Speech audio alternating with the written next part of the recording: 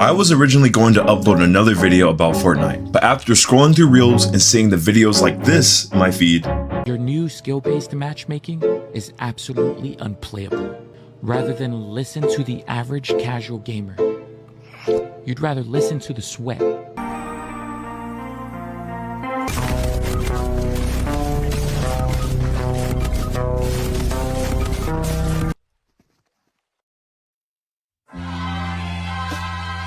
play whichever game mode you want. I feel like you automatically out if you play zero build. It made me realize something. Fortnite's community is so dog. And actually, let me be more specific. Not the entire community, but the loudest parts of the community. Because Fortnite's real problem isn't just that people complain. It's that every side wants a different version of Fortnite and then gets mad when Epic listens to somebody else. And don't get me wrong, Epic isn't off the hook either, and I will address that later in the video. But back to what I was saying, we look in the comments and we see this. Your build is more fun in my opinion. I don't care about learning building. I don't know why people are so pressed on it's more likely the same for every zero build player. Matchmaking this season has been absolutely cool. Let's say you can't win. I'm 22 years old and I have a job and I also have 39 points. Y'all just suck, and I am playing builds. Look, Fortnite is a mainstream game, meaning it has a broad target audience, with people of all ages playing it. However, with an audience that large, there are plenty of instances where players will hate on others for something they like or dislike about the game, or a change they want to see. And this isn't even a thing that started recently. This goes as far back as Chapter 1, before we even had chapters. Remember the mechs? And I'll get into those examples more in a later video. But for this video, the mechs were added, so any player who was struggling to get kills now had a tool to do so. And we knew how well that was received. This game is so trash. This guy has 1 kill. In this same chapter, at one point they nerfed building, adding a delay when trying to build, which not only did the pro players hate, but the people who were casuals hated it too. We're Epic Games. Oh yeah. The main thing I want to keep coming back to is this. Fortnite became too many different games for one community to agree on what it should be. I'm trying to copy Roblox. But first, I'd like to start by talking about bots. Stick with me now, So, bots have been in the game since Chapter 2, and Epic announced them back in 2019 as a part of their new matchmaking system. Their stated reason was basically to help players grow in skill, and as your skill improved, you would see fewer bots. So I'm not going to sit here and act like bots were random. Epic had a reason for adding them. But I do think it also helped with player retention because, believe it or not, winning a Fortnite pre-bot era game gave high dopamine spikes. I mean, it was a feat to say that, hey, I just beat 99 other players, and I alone am the honor. I mean, back in the day, people were literally posting it on their Snapchat and their Instagram stories. To retain that feeling, or at least have some effect on it, they added bots. So while, yes, you fight other people at your skill level, you have less to worry about making it to the end game. However, people complain. It could be argued that it made sense to have bots for newer players. If I want to play casually, or in the main game mode, I can just hop in, relax, obviously have to deal with real players, but not worry so much. Now, personally, I'm the type of player who likes to build, trying to challenge themselves with competitive modes. Like if I want to sweat, I'm not hopping in casual, I'm hopping in ranked, or I'm hopping in reload ranked. Now, to me, it makes sense to have bots in the regular mode. Until we see the overwhelming amount of people reporting overwhelming amounts of bots in their games. And this is where we have to be careful. Epic does not publicly give us exact bot counts for every lobby, but based on leakers, community tracking tools, and player testing, some lobbies have reportedly had crazy numbers of bots, sometimes around 90! Or even more in certain low skills. Now, jingle. You see this? Okay, still with me? Okay, now we can talk about the community. I'm saying the community has a strong reason to believe some lobbies were getting flooded. So, loud parts of the community were complaining about how bots ruined the game. Now, let's all be honest. The call out that, hey, don't push them, they're real, should not even be a thing to exist. And with the OG game mode returning back and players really pushing for the old days of Fortnite, Epic Games said, word. Then they released OG mode. No bots. No skill-based matchmaking. Now the casuals, even people who thought they were really good, see the other players and are like, and they bring back the bots.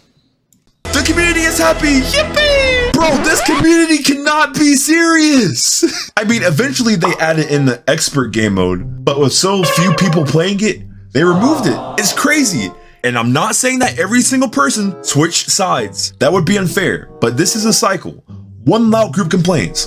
Epic changes something. Then another loud group complains. Then suddenly, the thing everyone hated starts looking good again. I find it odd that the community sometimes will come together just to backtrack and realize they made a mistake, only to go back to the same thing they were complaining about, with the fewer quiet ones pointing out how it didn't solve anything. Let's talk about skill-based matchmaking, because when I hop on the game, I don't want unemployed lobbies. And, hey man, that's fair. I totally agree with that. But when trying to figure out how you get put in these lobbies to begin with, I think it's actually more fair than people lead on, and I'll explain why. Epic's own support page says Fortnite matchmaking tries to match players of similar skill, not simply the current rank. Bot encounters are part of the same system. If you're new to the game, you have a high number of bots. Better players in casual will usually have fewer. So, instead of saying new players get exactly 90 bots and good players get exactly 10, the safer way to say it is lower skill lobbies can reportedly have extremely high bot counts, while higher skill lobbies tend to have fewer bots. Which is funny because, I mean, in bronze you can actually find a bot player, but I digress. The game also bases your next match on your stats and performance, eliminations, survival duration, placements, and then adds that to a hidden matchmaking rank. Nonetheless, we do not know the exact formula. So when I use Fortnite Tracker here, I'm not saying I reverse engineered Fortnite's matchmaking. I'm using it as a rough visual example to show why a lobby that feels unfair might still make sense when you look at the overall team strength. So I'm going to use Fortnite Tracker for this example. This is not the exact matchmaking formula. This is just me using the ranks we see to estimate team strength. I placed second with my friends. At first I thought, dang, how is that fair? We're playing with the guy who doesn't even build, and he started playing in chapter 5. So I assigned each rank a numerical value, with bronze 1 being 1 and unreal being 18. You take the current known ranks from team 1, add them, and then divide it by the 2 players that we have those ranks for. We get 15, or according to the graph, diamond 3. We could estimate what the other ranks are to be more precise, but this works for this example. We take team 2's ranks and do the same thing, 14.67, 67, and that is approximately 15, or diamond 3. Well, when you look at that, even though we had the weakest confirmed player, overall as a team, it was pretty even. Fortnite matchmaking may not be perfect, but sometimes the feeling of this lobby is impossible, there's so many sweats, why am I even in these lobbies? I work a 9 to 5, please, please, epic, I just want epic, does not tell the whole story. So, there is some fair bias in the game. But I want to address another community problem I keep seeing. Fortnite is dying. I'm an OG. I've been playing this game since chapter 1. I got better at building. I went through 3 different levels of real life education. I've been playing this game for so long, and I promise you, the number of times I've heard people talk about Fortnite is a dead game or Fortnite is dying went from being a genuine concern to being something you hear talked about at the end of every single season. And to be fair, I'm not saying there are 0 warnings, because Epic Games laid off around 830 employees in 2023, and in 2026, if you haven't heard, Epic announced over 1,000 more layoffs while literally citing a downturn in Fortnite engagement that started in 2025. So if somebody says Fortnite has problems, they're not automatically wrong. Also, this original video was going to talk both about the community and Epic Games, but the video just became so massive while writing the script, the video would have took too long to go through. I get it. Fortnite may never hit the total day record of 44.7 million players logging in for Fortnite OG. And just to separate the stats correctly, Fortnite OG hit 44.7 million players in a single day across 24 hours. The Galactus event actually hit 15.3 million concurrent players. Those are 2 different measurements, but both numbers are still ridiculous because if the standard is basically one of the biggest records in gaming history, bro, I mean, YouTuber McCreamy made a video called Fortnite's Kinda Dying. And at the time, yeah, we were all bopping that. Yes, we, you and me, were bopping McCreamy. What do you mean by that? And he said Fortnite was dying 6 years ago. When Apex Legends came out and people complained about Fortnite, you know what they did? God, this game's gonna die so quickly. I give this game a year probably until it does. I mean, I'm not wrong, dude. I've never been wrong predicting anything in this game. Let's be honest. Shoot, Epic Games made a skin that said dead game on it. Like, they're aware of it at this point. They're laughing. They're laughing to the bank, bro. Chapter 4 Wilds was bad. Fortnite's kinda dying. Fortnite wrecked. Fortnite's kinda. And anybody online who said, oh my gosh, this is literally one of the best seasons of all time. It's just all the sweats complaining. It literally has the 4th worst community rating out of all the Fortnite seasons. So yes, it is trash. The Star Wars season. I won't defend Epic either, because they did cook up some absolute horrible seasons. Sometimes outrage is the only reason the game gets fixed. So the community did not become reactionary out of nowhere. Epic trained people to panic because panic has worked before. And if it wasn't for people leaving the first time, we would have not gotten Zero Build added, which was a much needed addition. If the game were on Steam, as of recording this, it would be near the very top of the charts. Obvious caveat, Fortnite's player count is cross-platform. So clearly the game is not dead. I'd say slowing down, but not dead. If you're saying, the game I used to play is dead, this isn't the same game anymore, then I'm sorry to inform you, but yes, your game is not coming back.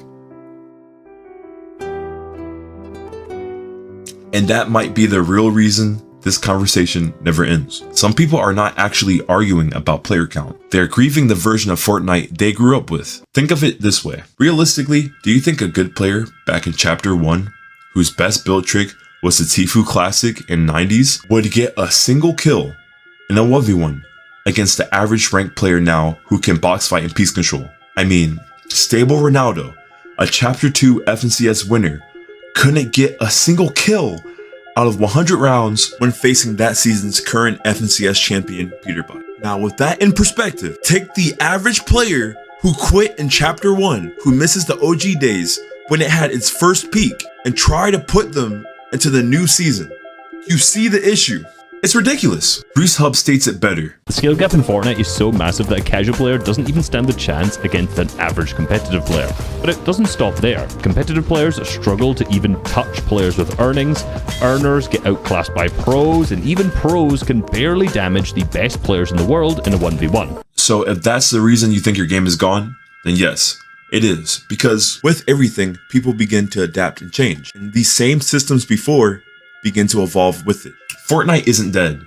The old version of Fortnite is dead. It evolved so far that different parts of the community are now playing completely different versions of the same game. And Epic dividing the core community with a lot of different game modes and different play styles. And not even finishing them, but that's also Epic different. Games. But let's wrap it up and talk about Zero Build. Don't get me wrong, even though I play builds by default, I do like Zero Build. Fortnite must have a mode where players who don't have time or reasonably don't want to take the time to learn building to play a game with one of the highest skill ceilings out there. And the game is still fun even in Zero Build. But oh my gosh, forbid you post a cool clip of you playing Reload or Battle Royale in builds, thus you get smited with a touch grass gif. I get it. I've seen some clips, and a lot of them go overboard for one kill.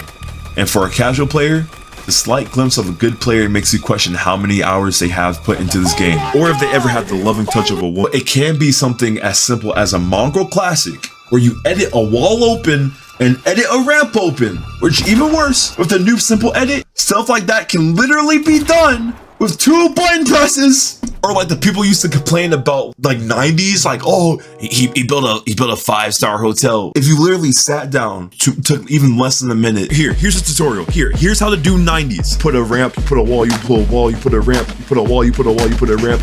Oh my gosh, congratulations, you can do 90s. Bro, a player back in Chapter 1 would see that and be like, Yep, here comes another sweat. now I won't say Zero Build players and their opinions are not important. That would be ignorant. Zero Build players and casual players are just as important to the ecosystem as Fortnite sweats. The problem is not Zero Build players. The problem is when any side of the community treats their preferred version of Fortnite like it is the only version that should exist. Like, I could go on and maybe I'll make another video going over it. But geez, it's just irritating opening up YouTube to see at least one video on why Fortnite is in a constant state of decline. We're all demanding different things, calling the game dead, and alienating each other in the process. But the patience of the community? Yeah, sometimes that feels cooked. let's remember that every one of us, from the sweatiest build player